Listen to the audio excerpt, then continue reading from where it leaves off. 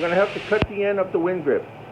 Now what you do is you put your Winn grip around the circumference of the handle.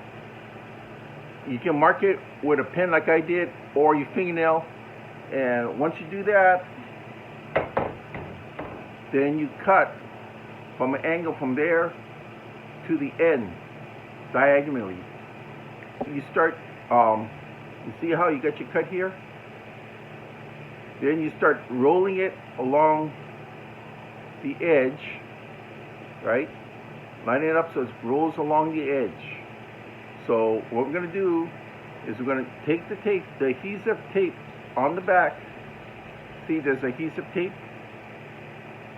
We'll start, just drop that, I guess it's easier. Start taking off that tape, all right? Really sticky here. So what we're going to do is we're going to start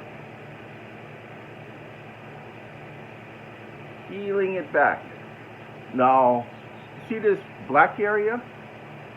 This black area on each side is very, very thin, and the rest of the material is very thick in the middle. So keep that in mind, because you're going to have to follow that black area.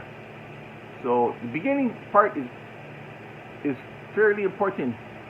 I'm stretching this while I'm pulling on it, but I'm not really stretching hard, just enough to give it tension. All right? So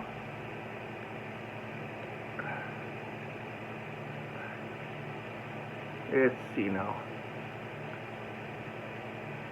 I got to get it so the black edges will line up. All right?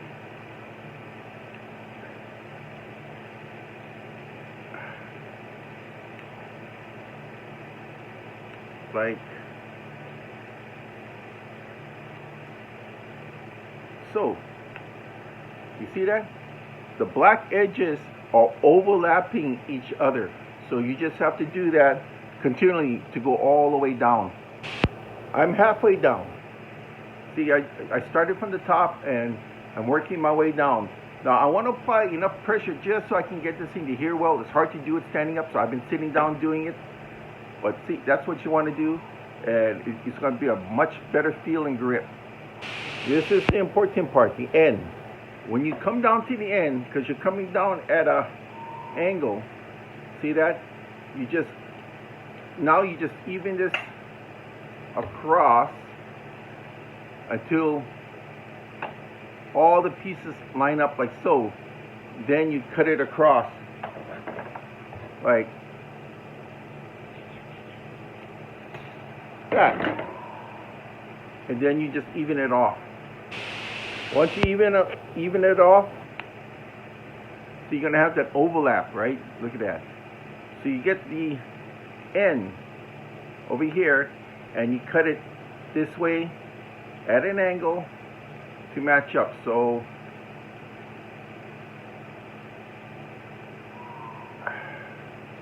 there. So I'm going to mark off there.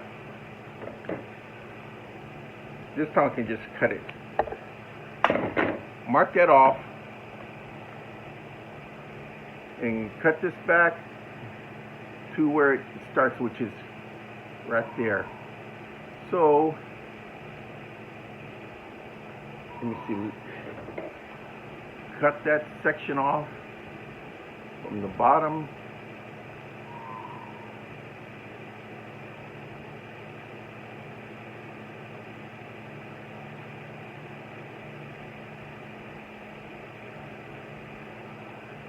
So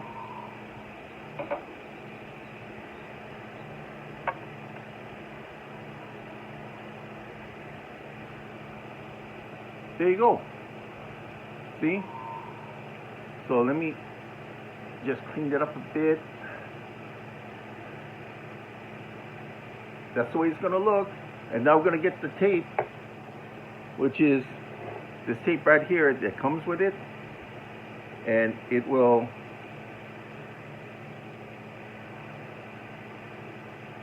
cover the end and seal this part down. So let's see now. Try You do this again. Make sure you keep constant pressure when you're doing this.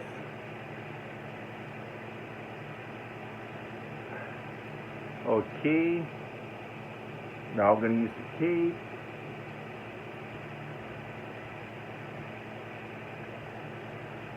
I'm not going to do it very carefully, and I'm going to show you why. I'm just trying to get it in there.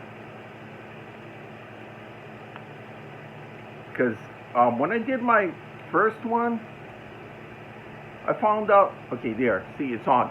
Now, when I did my first one, I found out because I used my product so much that the tape kept coming off. So I was forced to use electrical tape to go over this. But since I overlapped it into the black handle, it really didn't matter much. Here I used black electrical tape, which is good. It's going to hold better because I already went to this. I've had this for 3 years, and I had to do this after the first year because I use my products a lot. This is a plugging and jigging rig, which means there's going to be a lot of friction on this with a lot of weight, and it's going to unravel everything a lot faster. Once I did this with the electrical tape, no problems.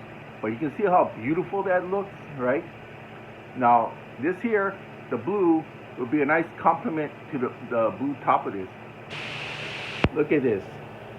Now, you know, granted that I do use electrical tape again, it's because I've had this on, this type of Winn wrap on this rod for 3 years, and it was getting so humbugged because it was just brittling. The outside was just brittling from the UV, and I was getting it plastered all over my hands, and it was just horrible. I was getting over my clothes, on my steering wheel, everything. So I used the electrical tape. Works very well, as you can see, and I matched it up with the colors of the rod.